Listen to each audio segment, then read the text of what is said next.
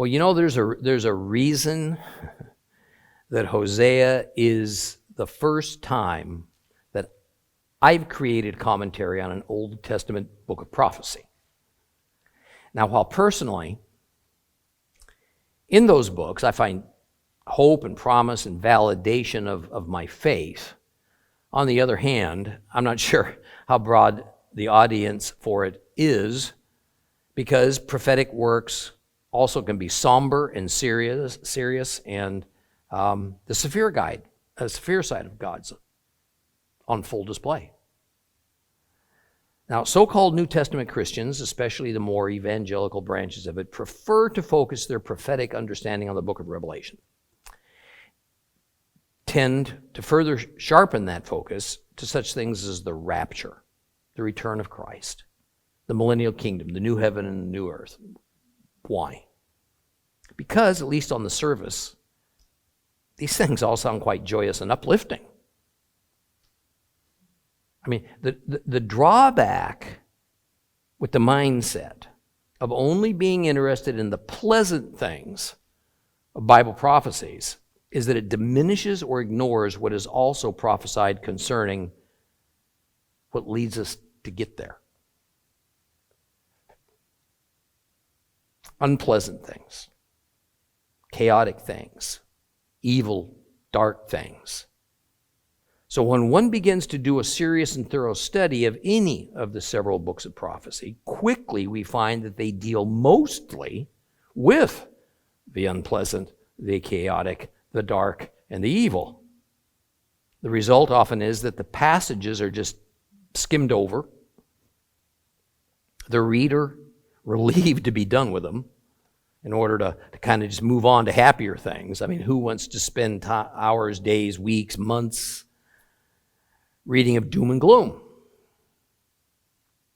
See, the crux of the issue is for us all to recognize that God did not inspire the prophets to write these things down in order to depress us. They're meant to warn. They're meant to announce God's displeasure. But also, in the end, there is hope. And much more than simply being a divine rant, those prophetic words were usually fashioned in the hope that the recipients might open their ears and become aware of their sin and their wrongdoing and repent. And in a case like Hosea's prophecy, make actual, tangible preparations for what's coming. And while we'd all prefer to only address the many exhilarating things in the Bible, the reality is that for our own good, we need to hear. We need to heed how God views our individual religiosity and our behavior. We need to know about the hard times ahead and not simply race forward in some unguarded exuberance that somehow as believers we're going to be exempt from all these troubles. And yet, as we read throughout the Bible, and we find that human nature has always been such, that the majority of humans will ignore these warnings and continue life seeking our own agendas, establishing and living out our own values and priorities, assuming that all's going to be well. God's people tend to kind of wobble and toddle forward in history, acting as though God hasn't made us aware, or there's no way to know what is going on all around us that simply confirms what the prophets have told us. God sees our ignorance and inaction in response to his warnings as faithlessness. Faithlessness. I mean, after all, if you knew for certain that in 1 week your grocery store would run out of food, would you sit on your hands and do nothing?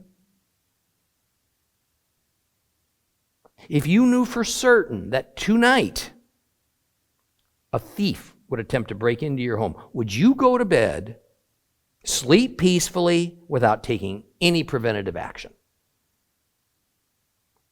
So indeed, when God is warning us through his prophets, it is guaranteed that what he's telling us is going to happen.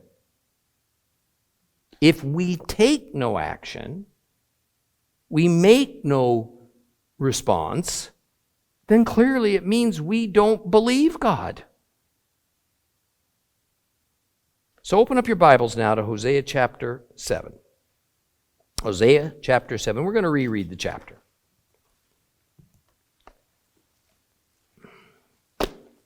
Hosea chapter 7.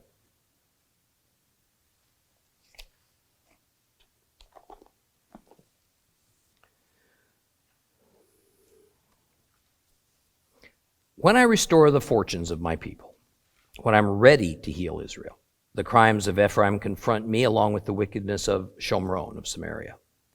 For they keep practicing deceit. Thieves break in, bands of robbers raid outside. They never say to themselves that I remember all their evil. Now their own deeds surround them. They're right in front of me.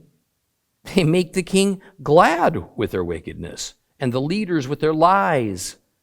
They are all adulterers, like an oven heated by the baker, who doesn't stoke the fire from kneading time till the dough has risen. On their king's special day, the leaders inflame him with wine, and he joins hands with scorners, who ready themselves like an oven while they wait for their chance. Their baker sleeps through the night, then in the morning it bursts into flame. They are all as hot as an oven. They devour their judges. All their kings have fallen. Not one of them calls out to me. Ephraim mixes himself with the peoples. Ephraim has become a half-baked cake. Foreigners have eaten up his strength, but he didn't know it. Yes, gray hairs appear on him here and there. He doesn't know it. The pride of Israel testifies in his face. But in spite of all this, they haven't returned to Adonai their God or sought him. Ephraim behaves like a silly, foolish dove, going to Egypt, then to Asher for help. And even as they go, I will spread my net over them. I will bring them down like birds from the sky. I will discipline them as their assembly was told. Oh, woe to them, for they have strayed from me. Destruction to them, for they've wronged me. Am I supposed to redeem them when they've spoken lies against me? They have not cried out to me from their hearts, even though they wail on their beds. They assemble themselves for grain and wine, yet they turn away from me. It was I who trained and strengthened their arms, yet they plot evil against me. They return, but not upward. They're like an unreliable bow. Their leaders will die by the sword because of their angry talk. They will become a laughing stock in the land of Egypt. Well, we concluded our previous lesson by reading all of 2 Kings chapter 15 because it lays out this sad, murderous history of a series of Israel's kings who were assassinated, which is being prophesied right now in Hosea chapter 7. Now, it turns out that such an instability of rapid turnover of the government leadership was, and it remains to this very day, the very visible death throes of a nation. This chapter describes how Israel runs to and fro to the nation's most powerful nations, Egypt and Assyria, who, by the way, were enemies of one another, seeking alliances against their sister kingdom, Judah. Verse 2 rather sums up the fantastic reality that Israel had become so degenerate in their mindset and worship that it never occurs to them that the real problem between them and Jehovah is their own wickedness. They think This is all about politics. It's all about economics, the ambitions of their kings and emperors. Now, for the sake of study, it's really not a bad idea to see this chapter is broken into 4 segments. Segment 1. That's verses 1 and 2 that speaks of the crime tidal wave that has struck Israel, a general societal breakdown. Segment 2, verses 3 through 7. This is about Israel's corrupt government and its domestic agenda. Segment 3, verses 8 through 12. It reflects Israel's disastrous international policies. And segment 4 is verses 13 through 16 that warn of the consequence of all this wickedness, all this unfaithfulness that is present throughout every level of Israelite society. The destruction of Israel as a nation, the disappearance of them as a people. Well, as concerns Ephraim, Israel's domestic agenda, verse 3, it explains that the kings of Israel revel in their evil, and their government minions tell the people lies to bring about the king's aims. I want to pause here for a moment. I do not often talk politics in my lessons, but the subject of this section of Hosea is politics. So it's not something I can avoid. Are we not in the 21st century witnessing, throughout the Western world at least, our national leaders on a determined campaign to glorify what God calls evil and immoral, and damning what God calls good and moral? Just as with the kings of Israel that swore that the evil and the idolatry they were teaching and practicing was actually God's will, so do many modern political leaders, on the one hand, profess some Christian affiliation or at least a Christian-based moral philosophy, but on the other, virtually disavow or even mock God's commands and God's truth. Even if that isn't sufficient for them, they feel they must celebrate and insist that others join them in advocating for every immoral and perverted thing. And what do these leaders and officials and representatives do? They lie about their true agenda. Today it's called spin, in order to make it sound normal and legitimate. And this is if they think the people they govern aren't quite ready to accept it. Or they lie about the agenda's true goal and purposes.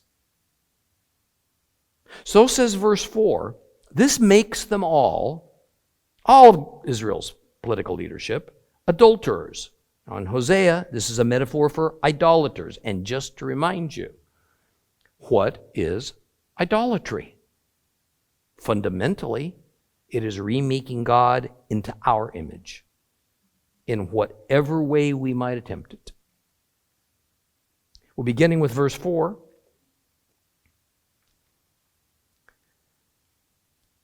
Hosea introduces a new metaphor to help describe Israel's corrupt leaders: an oven and then the baking process. Now, we run into a problem, however, because so much of the next several verses are in bad repair in the oldest manuscripts. So translating them necessarily takes some amount of educated speculation. This is the reason that we can find some wildly differing translations of these verses in various Bible versions. So I defer to some of the best language scholars that specialize in the ancient, not modern, Hebrew and other Semitic languages, who are at the same time well-versed in ancient Hebrew and Middle Eastern cultures. And among these are S.M. Paul and Meir Gruber. Now, there is almost no choice but to attempt to reconstruct these verses on kind of a thought-for-thought approach. rather than from a word-for-word literal translation because the text is so damaged, all right, that it's quite hard to do. And at times even trying to decide what all the letters are as written in all these ancient scroll fragments. And that's what we have, is fragments. Now, S.M. Paul says that here is how, now this is using the modern English language, we should understand the gist of verse 4. It says, all of them, the political leaders, are continually engaged in adultery, like a stove fired by a baker who desists from stoking only from the kneading of the dough until it's leavening. Now, for we moderns, even this is a bit difficult to understand. And that's because we don't know about the ancient baking process. Further, Paul says that the first few Hebrew words are likely an expression, and so ought to be taken to mean all of them are raging like a blazing oven. Either way, we get the idea of the behavior of Israel's political leaders is likened to a hot oven. So before we proceed, I'm going to explain the ancient oven and the process for baking bread. And then this verse is going to make a little more sense to us. Okay. The ancient oven was made of fired clay, and it had kind of a beehive shape to it. It had a door placed either at direct ground level or alternatively a little bit elevated. It almost always had a stone floor in it. And a fire would be built inside the oven and would allow to burn until the oven was about as hot as it could get. Then the baker would stop adding wood and let it burn down until there was nothing left but glowing coals. These coals remained inside the oven during the baking process. So as you can imagine, what a smoky flavor everything, including bread, that was baked in that oven took on.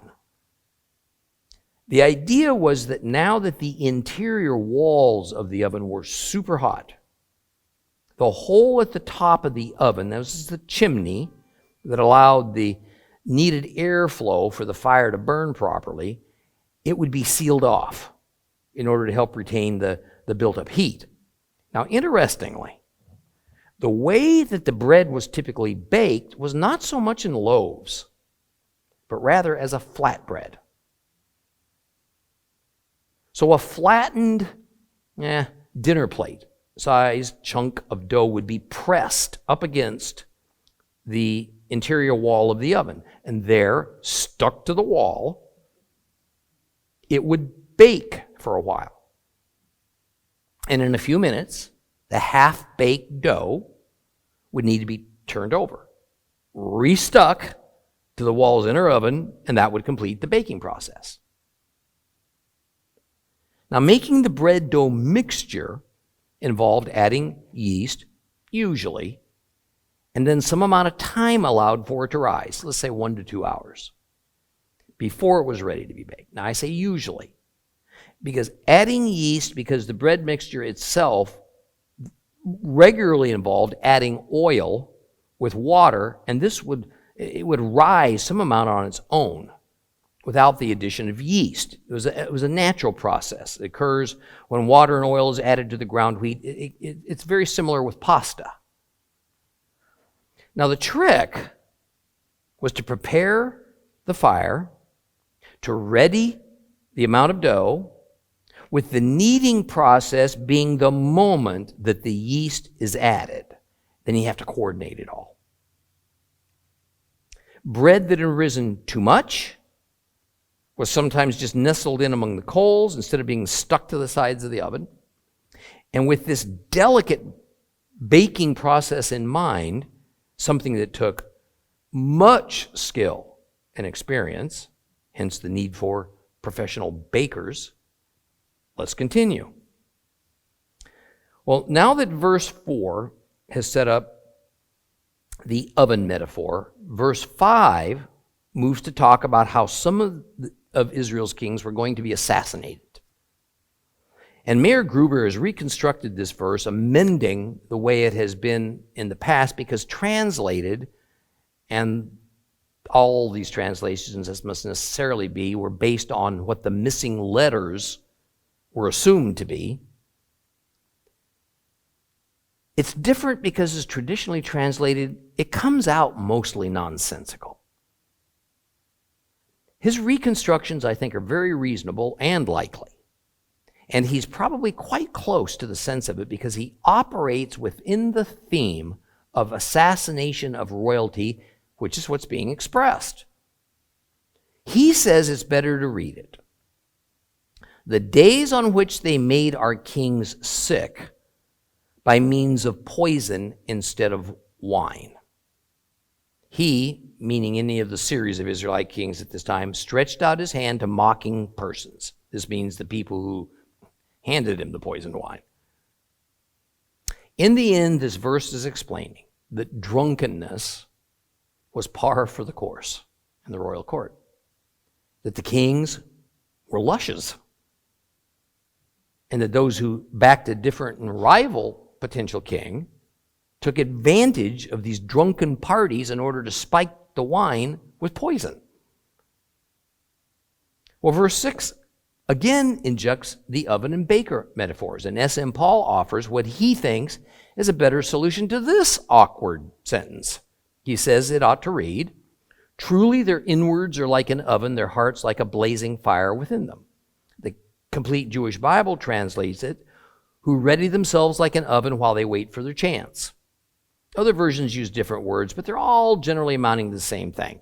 The jealous passions of these political assassins are blazing hot like an oven and waiting for the right moment to seize power through murder. Now, this verse concludes with, "Their baker sleeps through the night, and then in the morning it bursts into flames." See, the idea is that these governmental leaders are so consumed in their desire for power that whether they're awake or asleep, they cannot stop plotting and conspiring. Just can't do it. Power has become the sole goal of their existence. Nothing else matters to them. Verse 7 concludes this segment about the corrupt, power-mad government leaders and want-to-be government leaders with this summary. The out-of-control fervor of various government officials could end in nothing else but their personal destruction, to be followed by national destruction. And while this was not a particularly new circumstance within Israel's government, it was the extreme nature of the disregard for ethical, moral behavior that's in view. And despite its relatively small size in the region, what had allowed Israel and Judah to remain free and independent was their dedication to seeing to their own security and not depending on others for it. This very much reflects modern Israel's understanding of what is necessary for its own continuance. But now, in this era Hosea is prophesying about, things have changed. Israel and Judah are constantly warring against one another. Israel fears it just can't stave off Judah, and so they go to Assyria for help. We might say they each tried to make a pact with the devil. And God says, all of the kings have fallen, not one of them calls out to me.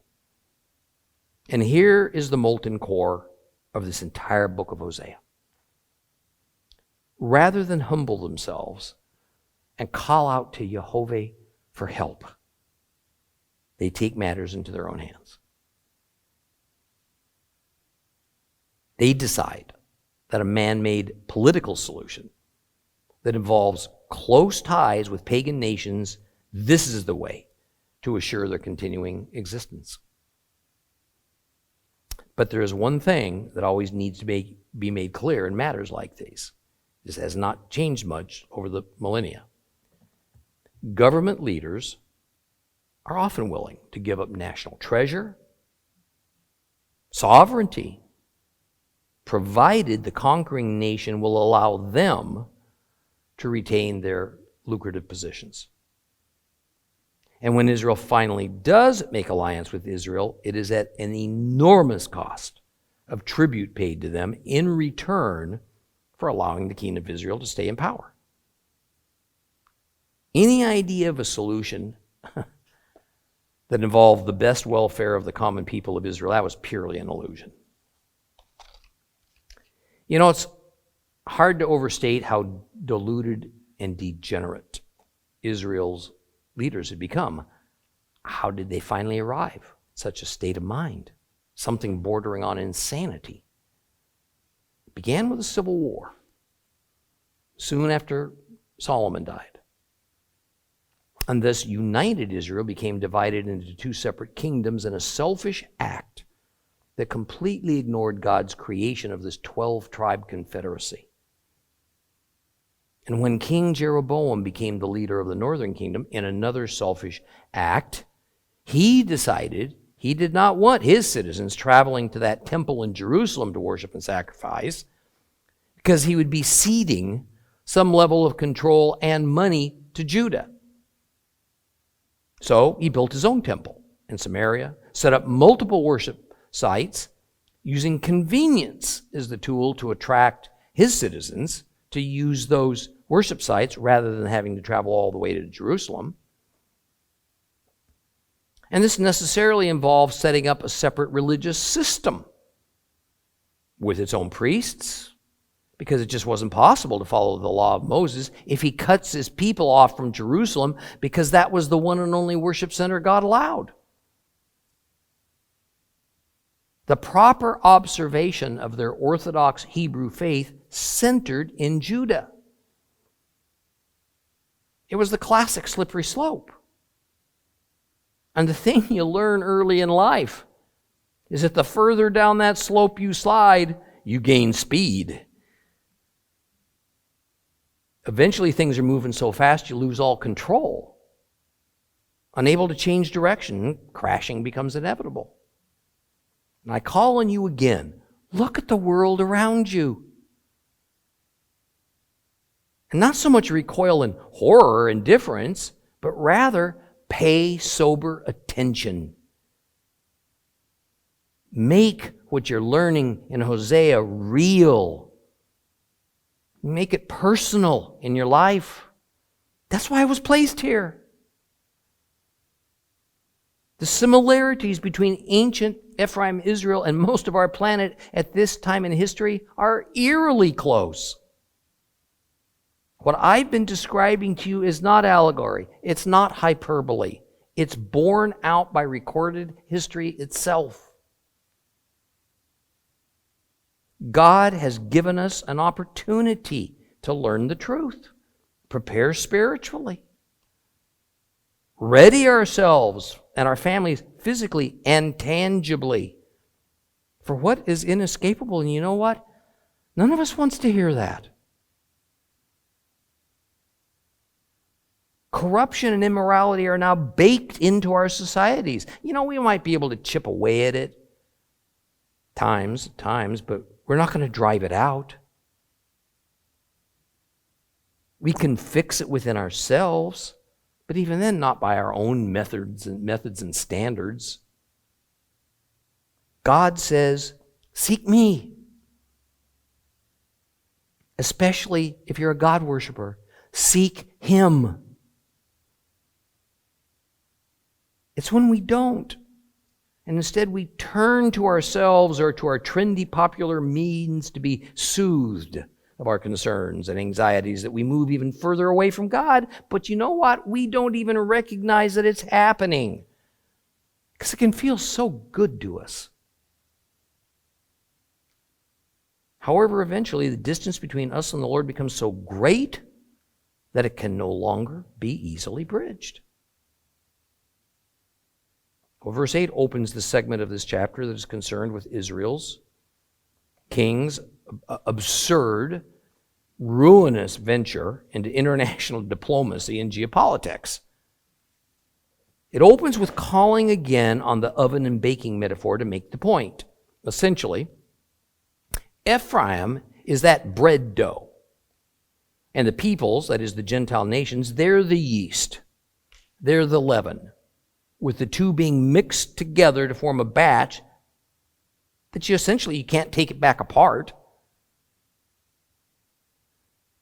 What does leaven regularly, symbolically represent in the Bible? You know this. Sin. Sin. And because these Gentile people necessarily worship other gods, they automatically stand against Jehovah. This is sin. So Ephraim, by mixing with the Gentiles, is mixing himself with sin. Ephraim is described here as a half-baked cake, or more literally, a cake that's not been turned. You see that now with the oven metaphor, how it works? Recall what we learned now, just to help you, about that baking process, the dough being stuck to the inner wall of the oven. About halfway through that process, the half-done dough has to be turned over. Now, there's an interesting alternative translation that S.M. Paul suggests. Recall that even should we have all the alphabet characters for the verses, they're all only consonants. So two or more different Hebrew words can be spelled identically. The only way to know the difference among them is a combination of context and how they're vocalized. How are they spoken? What they sound like. It is in speaking these words that we add in the vowel sounds. Therefore, employing some different vowel sounds with the same Hebrew letters, the same phrase can legitimately be, in this verse, Ephraim shall be needed among the nations. That works. This works really well. Really, though, although there is some nuance between the two different thoughts, the result's the same thing. Israel is going to be physically blended in with the nations. The people are exiled into the foreign nations, just as they had already for a century been blended in with the nations religiously and politically. Well, prior to Israel's exile, the mixing was a purposeful, leader-led one as a result of Israel's frantic search for hopeful partnerships and alliances with various foreign countries for what Israel believed was its own survival. So they looked again to pagan leaders for their salvation instead of to Jehovah. Now, what this led to, however, and this is key, what it led to was a loss of their identity. And I've spoken on a number of occasions about the key biblical concept of identity and its central role in religious faith.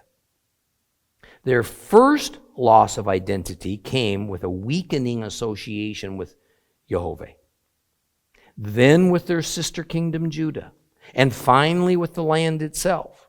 I mean, look around us. America is losing its identity. And I regularly read about the battle for identity within many European nations. Some people wanting to retain their historical identity, others wanting to blend it with whatever comes as a show of tolerance and diversity. In every case, this push away from their traditional identity began with a weakening association with God. Every case. Remove God from the equation, and we lose the basis for what binds us together as a culture and as a society. Our ethics, our morals, our legal system, our values, our virtues. Before there's any misunderstanding at all, I am not speaking of ethnicity. Our identity as Americans, for instance, has no foundation in ethnicity. We're the proverbial melting pot of ethnicities. Israel's identity as Israelites and as the seed of Abraham finally ended when they were dispersed into the nations where the bulk of them would no longer have any idea of their own ancestral heritage. This was total loss of one's identity and the gain of an entirely new one, and not for the better. And as verse 9 says, it is Israel's want of association with people who don't fear or worship the God of Abraham, Isaac, and Jacob that leads to this. But even more frightening is they don't even realize that this loss of identity is happening to them. The first half of verse 9 continues to employ the oven and baking metaphor, but the second half then adds in the metaphor of an aging and dying person, signified by speaking of gray hairs appearing. Yet neither the people nor their national leaders recognized it. Each was too busy chasing their personal ambitions or simply living their lives. Well, by the late 730s BC, Israel was dying at an alarming rate as an identifiable and set-apart people. When one identity cannot be distinguished from another identity, there no longer in reality exists two identities, but one. I'm going to step out on a limb a little bit now, risking some blowback. Church, I ask for us to reconsider with sober introspection if institutional Christianity has not either already lost its identity or is dangerously, perhaps fatally, infested with Hosea's gray hairs, and so is speeding towards a loss of identity. I mean, ask yourself, can you tell the average believer from the average secular person simply by observing them? Can you spot the person who claims belief in Christ from a person who is ambivalent about the God of Israel, or expressly a non-believing person, or believes in another God altogether? See, the church's identity today seems more and more based on those little fish symbols on cars, or cross icons, or even stars of David hung around our necks, or how big the Christmas and Easter celebrations are. But if those things were removed, could our identity with God be spotted by how we live, how we behave, and the choices we make? How about church and Christian organizations? They're for signage, vocabulary, certain claims they make. Are many much different from any typical business group? I'm going to answer that by saying that most certainly some are, but sadly, many are certain. They're certain they're doing righteous work and are safely within God's sheepfold, but they aren't. Not any more than Ephraim Israel was. Far too much paganism and materialism and personal kingdom building has crept into the orthodox biblical faith, and as a result, our all-important identity with God is at great jeopardy. The push within the church body today is not to be separated from the world, but rather to be as much a part of it as possible, in the hope of a wider popular acceptance. Do we seek the Lord to help us or to guide us? Do we turn directly to the Bible to find the moral code to apply to our lives? Or do we turn to secular people for their advice and rescue? To ever-changing civil and criminal law codes as the determiners of right and wrong, moral and immoral, ethical and unethical. No one, nor is God, expecting our complete physical separation from the world. He also didn't expect that from Israel. But he did expect that the associations we create would lead to the world being attracted to the God of Israel, not the people of God being attracted to the ways of the world. Now, twice now we've seen the phrase, this is scary, but Israel didn't know. Israel didn't know. So it's not that Israel had malice aforethought, or even seriously considered that what they were doing was evil and the cause of their loss of peace with God, which in turn had been the cause of their political and economic disasters. Rather, their ignorance was because of their refusal to examine themselves in light of God's moral law code, in light of the law of Moses, and of the redemptive change that could come by seeking Him. Well, moving on. Verse 10 is, the pride of Israel testifies in his face, but in spite of all this, they haven't returned to Adonai their God or sought Him. Now, this sounds a bit awkward, mostly because of what testifies in his face means and exactly what the pride of Israel is attempting to communicate. Now, face is just a Hebrew way of speaking about a person's or God's presence. Gruber says this means, essentially, Israel's pride has been humbled before his eyes. Whose eyes? Whose eyes?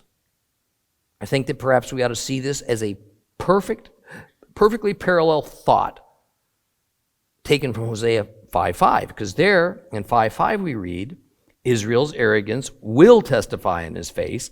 Israel and Ephraim will stumble in their crimes. Now, most translators and commentators feel quite confident that the meaning of Hosea 5:5 could be best expressed as saying that Israel's arrogance testifies against him. That is, their arrogance reveals their poor character. Therefore, I think we ought to take Hosea 7:10 the same way. Israel's pride testifies against him, and this reveals his true character. Now, just like the clumsy thief who falls out of the second-story window or stumbles and falls trying to run off with his ill-gotten gain, thus thwarting his criminal efforts, so we ought to interpret the meaning of Israel and Ephraim will stumble in their crimes. It's just more of an expression of being exposed and then failing in their efforts rather than actually meaning stumbling and falling down to the ground. Well, verse 11 is interesting because it incorporates yet another new metaphor, doves. Ephraim is likened to a foolish dove because they bounce around between Assyria and Egypt trying to find help. You know, as a boy living in a farm area that grew much grain, there was an abundance of doves. So I often went dove hunting with buddies. I'm a little ashamed to say that doves are pretty easy targets. They just don't seem to have the sense of caution that other game birds have. They'll fly into these fields of grain, particularly after a harvest, and they're so interested in gorging themselves on the plenty that you could just as easily walk up and club them with the butt of your gun as to shoot them. Matter of fact, you almost have to shoo them to get them to fly to make any sport of it. After all, for boys, the big boom was mostly what it was all about. So yes, from that standpoint, doves are silly with no mind. Now, through Hosea, God says that's what Israel has become like. They see, but they just don't comprehend the grave danger they're in. They listen, but they don't hear the rumblings of the coming catastrophe. And whatever their reaction and efforts, it always seems to be making the wrong choice. Now, what this is referring to is Israel flip-flopping from one alliance to another. 1 minute Egypt looks attractive. The next, Egypt's enemy, Assyria, looks pretty good. One king makes an agreement with Assyria, the next one breaks it. It's worth it to look again to the opening verses of this time 2 Kings chapter 16 to explain this in actual historical terms. Don't go there, I'm just going to read it to you. Starting at verse 1 of 2 Kings 16. It was in the 17th year of Pekah, the son of Remaliah, that Ahaz, the son of Jotam, king of Judah, began his reign. Ahaz was 20 years old when he began to rule, and he reigned 16 years in Jerusalem. But he did not do what was right from the perspective of Adonai his God, as David his ancestor had done. Rather, he lived in the manner of the kings of Israel. He even made his own son pass through fire as a sacrifice, in keeping with the abominable practices of the pagans, whom Adonai had thrown out ahead of the people of Israel. He also sacrificed and offered on the high places, on the hills, under any green tree. Then Rezin, king of Aram, and Pekah, son of Remaliah, king of Israel, came up to fight against Jerusalem. And they put Ahaz under siege, but they couldn't overcome him. It was at that time that Rezin, king of Aram, recovered Elat for Aram, and drove the Judeans from Elat, whereupon people of Edom came to Elat to live, as they do to this day. Then Ahaz sent messengers to Tiglath-Pileser of Asher with this message: I am your servant and your son. Come up, save me from the king of Aram and the king of Israel who are attacking me. And Ahaz took the silver and the gold that was in the house of Adonai and the treasures of the royal palace and sent it as a present to the king of Asher. The king of Asher heeded him. The king of Asher attacked Damascus, that's Damascus, and he captured it.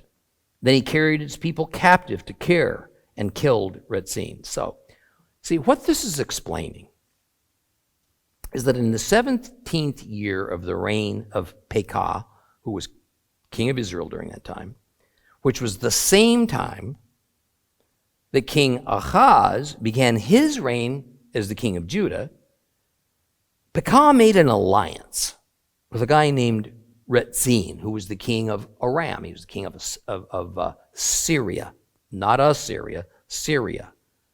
And together they went down to Judah to fight Ahaz. Well, the king of Syria not only helped Israel win, but Syria also acquired for themselves the important Red Sea port city of Elat.